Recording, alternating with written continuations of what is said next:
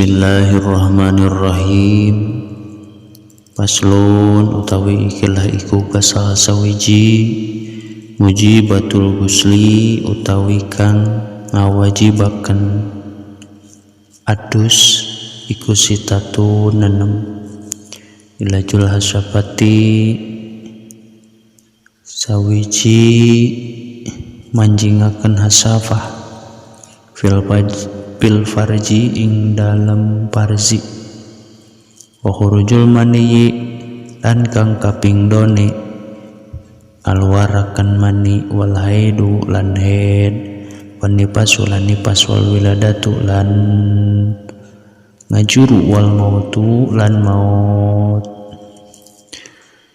Dina ieu pasar nyaritakeun perkara nu matak ngawajibkeun kana mandi. Anapun dinu ngawajibkeun kana mandi teh eta aya genep. Anu tilu direjengan ku lalaki jeung awewe nyaeta jima, kaluar mani jeung maot. Barang anu tilu deui khusus di awewe. Jima nu disebut jima teh ngasupkeun hasafah kana farji, ngasupkeun dakar kana farji. Nah kubul atau dubur sanajan henteu kaluar mani jeung wajib mandi ka awewe kalawan dakar naon bae anu asup kana farjina, rek dakar jelema atawa dakar jin atawa salianti dakar jelema jeung dakar jin kaya ning mainan. Dawuhan Allah Subhanahu wa taala wa in kuntum junuban fatahharu, jeung lamun aranjeun junub maka aranjeun kudu mandi. Dina Al-Qur'an surah Al-Maidah ayat ka-6. Ari jinabah eta disebutkeun kana asup hasyafah jeung kaluar mani. Sareng deui dawuhan Rasulullah sallallahu alaihi wasallam anu unina sapertos kieu ida jalasa baina su'abihal arba'i summa jahadaha faqad wajabal ghuslu. Di mana diuk lalaki antara anggota badan awewe anu opat tuluy manehanana ngajima eta si awewe maka saenyana wajib mandi. Riwayat Imam Bukhari jeung Muslim. Lamun dina sahih Muslim mah ditamahan teh wa illam yunzil sanajan teu kaluar mani. Di mana diuk lalaki antara anggota badan awewe anu opat tuluy manehanana ngajima eta awewe maka saenyana wajib mandi sok sanajan teu kaluar mani. Nu kaduana kaluar mani nu matak ngawajibkeun kana adus teh nah ti lalaki atawa ti awewe nah kaluarna mah ku sabab nempo atawa mikir. Aya awewe geulis ka wanti-wanti endah ka bina-bina ditempo teh nepi ka kaluar mani. Da dibayangkeun kumaha lamun ditumpakan ku urang. Punten di mana kaluar mani wayahna kudu adus, kudu mani. Atawa ku sabab mikir ngalamun tersorangan di imah mikir nu ngajurus kana syahwat kahiji jelema awewe teh disebutna nepi ka kaluar mani wajib adus, atawa ngimpi jima, atawa kalawan merdih kaluar dipaksa kaluar barudak aya nama disebut we onani. Dawuhan Rasulullah sallallahu alaihi wasallam innamal ma'u minal ma', saenyana wajib mandi eta tina kaluar mani. Hadis riwayat Imam Muslim. Nu katiluna anu ngawajibkeun adus teh nu ngawajibkeun mani teh nyaeta haid. Di mana geus saat tina haidna awewe sok kakenaan ku haid. Awewe mapanmukeun penyakit sabulan sakali haid disebutna. Tawa bahasa orang nama kareseban, menstruasi. Nama ke wajib adus karena dawuhan Allah fatazilun nisa fil mahid wa la taqrabuna hatta yadkhurn fa idza tatahharna fa'tuhunna min haitsu amarakumullah.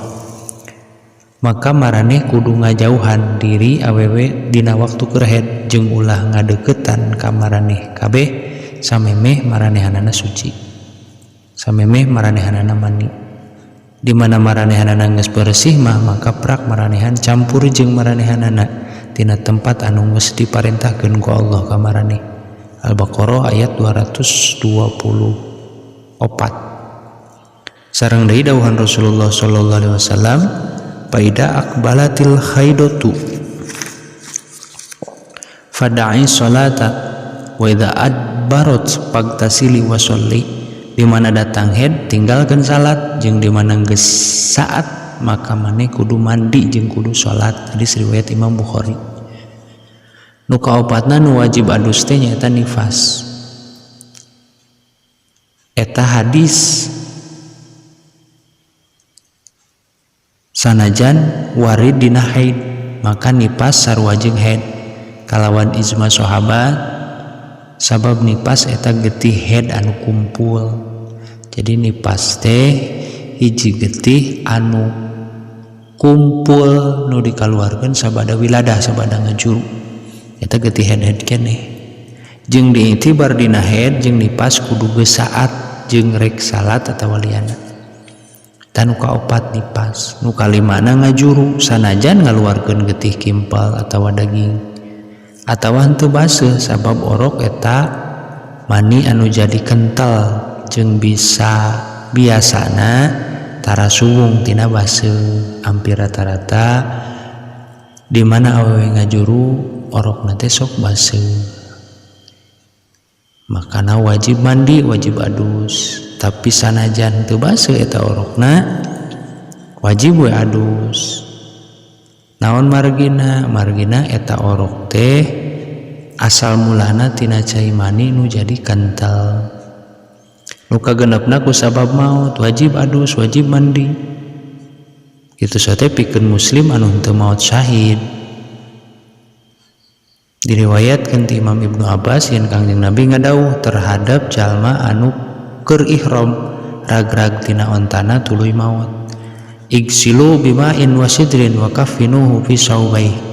Siraman ku aranjeun eta jalma ku cai jeung sidir, jeung bungkus manehanana kudu ku pakaianana dua kain ihramna. Riwayat Imam Bukhari jeung Muslim. Dohir ieu hadis nyaraman hukumna wajib. Nyiraman teh ngamandian.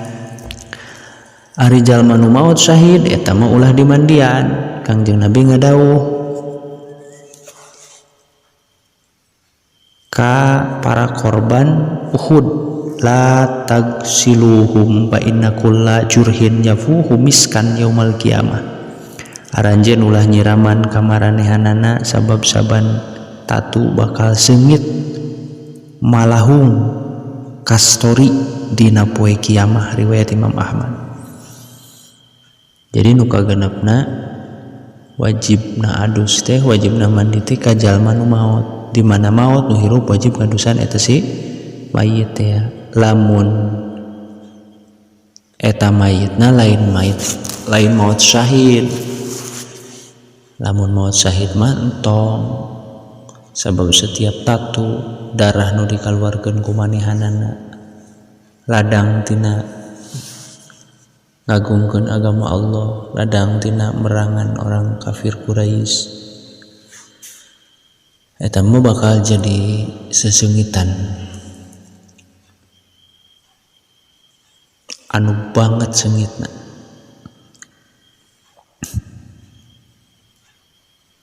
Wajib sote adus, anu mautna biasa. Itu nyata. Jadi kesimpulanana anu ngawajibkeun kana adus teh genep. Nu kahiji ngasupkeun hasyafah, ngasupkeun dakar kana farji sanajan teu kaluar mani. Nu kadua kaluar mani sanajan ngan ukur ningali atawa ngalamun ngabayangkeun atawa pamilih sorangan ku sorangan di keluargana wajib adus. Nu katiluna haid, nu kaopatna nifas, nu kalimana ngajuru, nu kagenepna maut. Wallahu a'lam bishawab.